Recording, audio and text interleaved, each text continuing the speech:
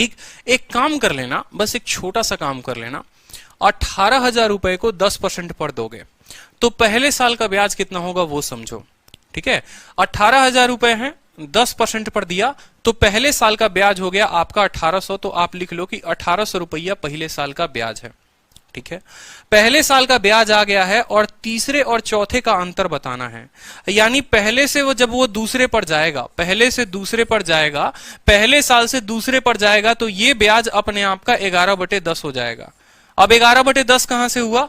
10% का मतलब होता है 1/10, यानी अपने आप का 11/10। ये पहले से दूसरे पर गया तो 11/10 हो गया, पहले से दूसरे पर गया 11/10, दूसरे से तीसरे पर जाएगा तो 11/10 हो जाएगा, दूसरे से तीसरे पर जाएगा 11/10 हो जाएगा, और तीसरे से चौथे पर जाता तो 11/10 हो जाता। लेकिन आपको चौथे का नहीं बताना, आपको तीसरे का नहीं बताना, तीसरे और चौथे का अंतर बताना है। तो ऐसे समझ लो कि 10 है और 11 है, 11 और 10 का अंतर कितने का? 1 का, और बटे में 10 डाल दो। ये जो है सीधा का सीधा आपका उत्तर आ गया ऐसे सवालों में।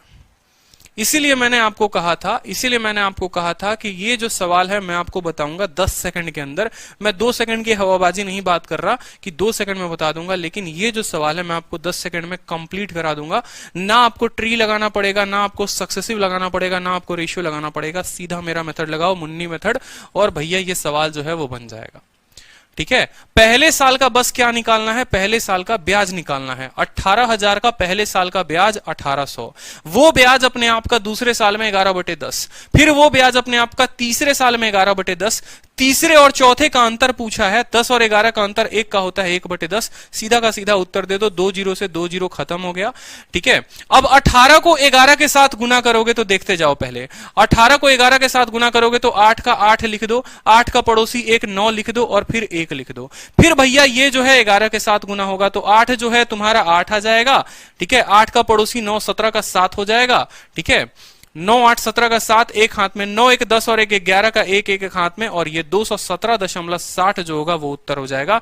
217.8 will be the required answer.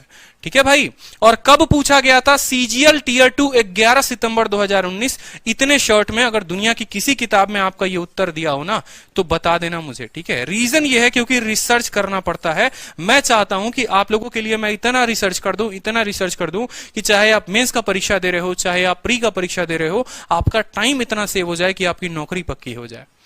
अगर इंस्पेक्टर बनने का सपना देखा है तो इंस्पेक्टर बनो, उसके लिए मेहनत मैं करूंगा आपके लिए, आप बस सीखो उसको और अप्लाई करो। इसीलिए मैंने आज के ऑडियो में कहा था, ठीक है भाई, कि आपको मैं सिर्फ 3 मेथड बताऊंगा और उस पर पूरा का पूरा कंपाउंड इंटरेस्ट खत्म।